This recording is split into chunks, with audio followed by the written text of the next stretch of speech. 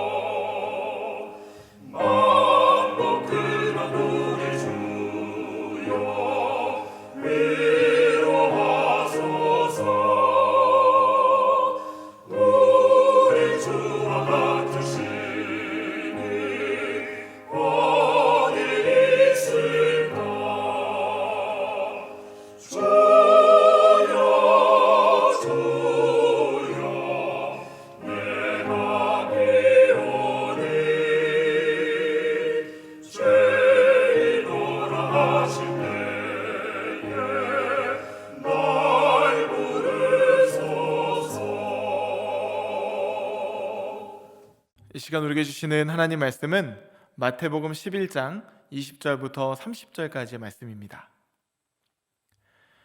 예수께서 권능을 가장 많이 행하신 고을들이 회개하지 아니하므로 그때 책망하시되 화 있을진저 고라시나 화 있을진저 벳사다야 너에게 행한 모든 권능을 두로와 시돈에서 행하였더라면 그들이 벌써 베옷을 입고 제에 앉아 회개하였으리라. 내가 너에게 이르노니 심판날에 두로와 시돈이 너희보다 견디기 쉬우리라. 가버나움아 내가 하늘에까지 높아지겠느냐 음부에까지 낮아지리라. 내게 행한 모든 권능을 소돔에 행하였더라면 그 성이 오늘까지 있었으리라. 내가 너에게 이르노니 심판날에 소돔 땅이 너보다 견디기 쉬우리라 하시니라. 그때 예수께서 대답하여 이르시되 천지의 주제이신 아버지여 이것을 지혜롭고 슬기 있는 자들에게는 숨기시고 어린아이들에게는 나타내심을 감사나이다. 옳소이다. 이렇게 된 것이 아버지의 뜻이니이다.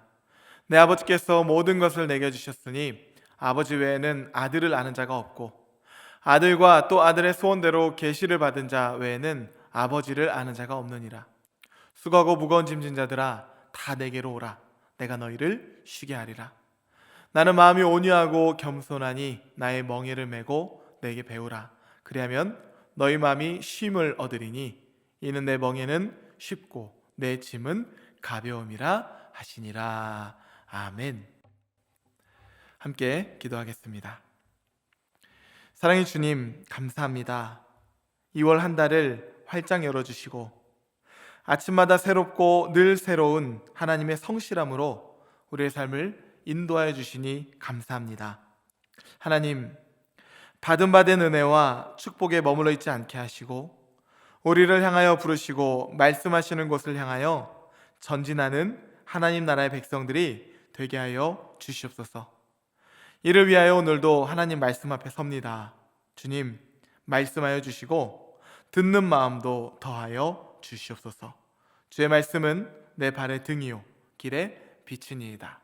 이 모든 말씀이신 예수님의 이름으로 기도하옵나이다. 아멘. 할렐루야. 네, 오늘은 주저앉은 그리스도인이라는 제목으로 하나님 말씀 전하도록 하겠습니다. SM 엔터테인먼트를 설립해서 한류 문화의 기초를 놓았다고 평가를 받는 이수만 씨가 요즘 큰 화제입니다. 이 SM 엔터테인먼트는 H.O.T나 SES 등 아이돌 1세대 그룹부터 시작해서 지금까지 많은 팬들의 사랑을 받고 있는 이 가수를 키워내고 있는 회사인데요. 엔터테인먼트 시장에서는 가장 메이저급 회사입니다. 그런데 최근 이 회사가 그 유명한 BTS라는 가수를 보유한 하이브라는 회사에 급하게 인수가 됩니다.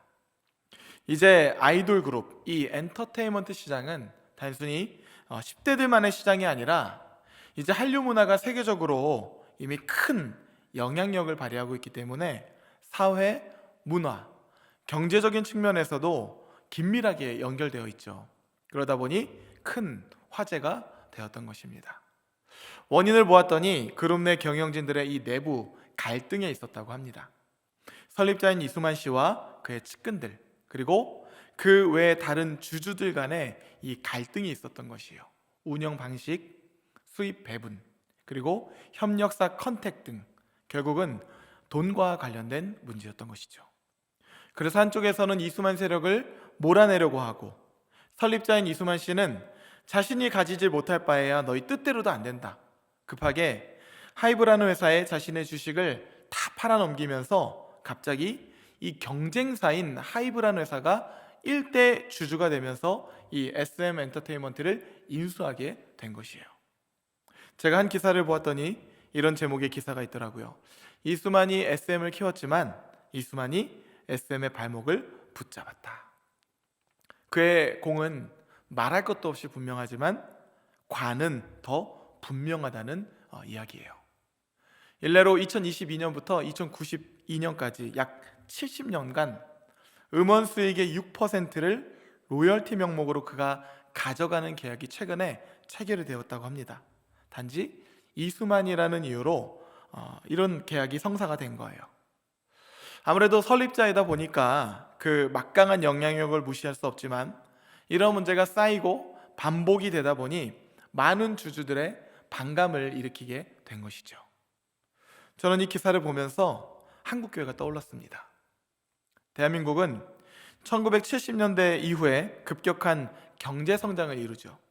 그때 한국교회도요, 많은 부흥을 이루었습니다. 예수님께서 심령이 가난한 자는 복이 있다고 말씀하셨는데 정말 가난한 심령을 가진 많은 사람들이 교회로 몰려들었고, 한국교회는 초대교회 같은 성령의 역사를 경험하게 된 것이죠. 특별히 주여 삼창을 외치며 통성기도를 하는 모습은 한국형 기도, 코리안 스타일로 불리면서 세계적으로도 많은 주목을 받았습니다. 이때 많은 성도들이 성령을 받고 포로된 것으로부터 자유함을, 눈먼 것으로부터 다시 보게 함을, 눌린 것으로부터 자유케 되는 주의 은혜의 해를 경험하게 된 것이죠. 뿐만이 아니라 많은 물질의 축복도 함께 누리게 되었습니다. 여러분 기억하십니까? 사랑하는 자여 내 영혼이 잘된 같이 내가 범사에 잘되고 강건하기를 내가 간구하노라. 그 당시 많은 성도들이 붙잡고 기도하던 다림줄이었죠. 그런데 오늘날의 그리스도인들의 모습을 보면 하나님께 받은 그 물질의 축복이 대려 그 성도들의 발목을 잡는 경우를 많이 보게 됩니다. 심령이 가난한 자는 복이 있다고 말씀하셨는데 어느덧 이 갈급한 심령은 온데간데 없고 목이 곧고 뻣뻣하게 굳은 자신의 신령과 의로움을 앞세워 살아갑니다. 하나님의 때와 하나님의 방법을 구하며 말씀을 붙잡던 삶은 어느덧 자신의 때와 이 자신의 방법으로 뒤바뀌어 버리고 말씀과는 전혀 상관이 없는 삶을 살아가기도 합니다. 그러니 경건의 모양은 있지만 경건의 능력을 잃어버린 교회와 그리스도인들이 허다해 보이는 것이죠. 하나님께서 주신 축복, 그 물질의 축복이 되려 성도들의 발목을 붙잡은 꼴이 된 것입니다. 이러한 삶을 살아가는 우리에게 하나님께서 과연 뭐라고 말씀하실까? 우리는 오늘 본문 말씀을 통해서 하나님의 음성을 들을 수가 있습니다. 20절, 21절 말씀이에요. 예수께서 권능을 가장 많이 행하신 고을들이 회개하지 아니하므로 그때 책망하시되 화 있을진저 고라시나 화 있을진저 벳세다야 너에게 행한 모든 권능을 두로와 시돈에 행하였더라면 그들이 벌써 베옷을 입고 재에 앉아 회개하였으리라. 고라신과 벳세다는 이 가버나움 근처에 있는 지역의 이름입니다. 시몬과 안드레, 빌립이 이 벳세다 출신이었어요. 그런데 고라신과 벳세다는 다른 어떤 곳보다 더 많은 예수님의 권능을 경험했음에도 불구하고 교만하게 살아가며 회개치 않았다는 것이죠. 아무래도 예수님이 주로 활동하신 지역의 사람들은 주께서 가져온 하나님의 나라의 혜택을 더 많이 누렸을 것입니다. 하나님의 말씀도 더 실제적으로 들었을 것이고요. 그러나 그들은 하나님이 주시는 축복을 손으로 움켜잡을 줄만 알았지 교만했고 패약했으며 하나님 마음에 두기를 싫어했다는 것이요. 그래서 예수님께서 말씀하시는 거예요. 화 있을진저 고라시나 화 있을진저 벳세다야 너에게 행한 모든 권능을 만약에 내가 두로와 시돈에 사용했더라면 그들이 벌써 회개하였으리라. 이 두로와 시돈은요 부유하고 교만하여서 하나님을 거역했던 대표적인 상징 이방 도시들입니다. 그런데 지금 예수님께서 뭐라고 말씀하시나요? 만약에 두로와 시돈이 너희가 경험한 기적과 권능을 맛보았더라면 그들은 벌써 회개했을 것이다. 타락한 이방 도시들보다 하나님의 백성들인 갈릴리 사람들이 지금 더 완악해져 있다는 것이죠. 오히려 임박한 심판의 날에 두로와 시돈이 너희들보다 더 견디기가 쉬울 것이다. 고라신과 벳세다 지역을 책망하시며 심판의 때에 권능을 더 많이 체험한 너희들에게 불순종에 대해서 더 혹독한 책임을 물으실 것이라고 예수님께서 말씀하시는 것입니다. 다음 예수님의 책망의 대상은 가버나움입니다. 가버나움은요 예수님의 사역 중심지였기 때문에 가장 많은 권능과 기적을 체험한 도시였어요. 그렇기에 하나님 나라를 가장 실제적으로 경험한 도시였을 텐데 가버나움이 지금 구약의 가장 타락한 도시 소돔과 고모라에 비유되고 있고 심지어는요 그보다 더 악하다는 오명을 얻고 있습니다. 소돔과 고모라가 가버나움이 경험한 권능을 맛보았더라면 그들은 이미 회개하였을 것이고 그래서 지금까지도 존재했을 것이다. 이게 바로 예수님의 말씀이세요. 이렇게 새 도시를 책망하시는 예수님은 그들이 예수님과 하나님 나라를 거절하고 저항하는 태도의 본질을 교만한 마음에 있다고 꼬집으십니다. 잠언 말씀을 보면 교만은 패망의 선봉이요 거만한 마음은 넘어짐의 앞잡이니라 이렇게 기록되어 있는데요 성경을 보면 모든 죄의 시작은 교만함으로부터 시작된다는 것을 우리는 알 수가 있는 것이죠. 하나님의 자리에 자신의 영광을 올려두는 것으로부터 모든 불순종은 시작이 되는 것입니다. 그런데 우리가 기억해야 할 것이 하나 있습니다. 예수님은요, 계시가 크면 클수록 책임도 크다고 말씀하시는 것이에요. 선명한 계시의 이 한복판에 있었던 가버나움이 만약에 회개하지 않는다면 그 책임은 다른 어느 도시에 비할 수 없이 막중할 것이라고 예수님 말씀하시는 것이에요. 저는 오늘 말씀을 묵상하면서 한국교회와 제 모습을 바라보게 됩니다. 성도들의 기도와 간절한 부르짖음에 하나님은 대한민국이라고 하는 이 땅과 한국교회 가운데 물질의 축복과 성령의 권능을 물붓듯이 쏟아주셨죠. 우리는 놀라운 부흥을 경험하게 되었습니다. 그런데 이 모든 영광을 거머쥔 2023년 한국교회와 우리 그리스도인들의 모습은 어떤 것입니까? 바드바된 축복이 오히려 그 발목을 붙잡은 꼴이 된 것만 같습니다.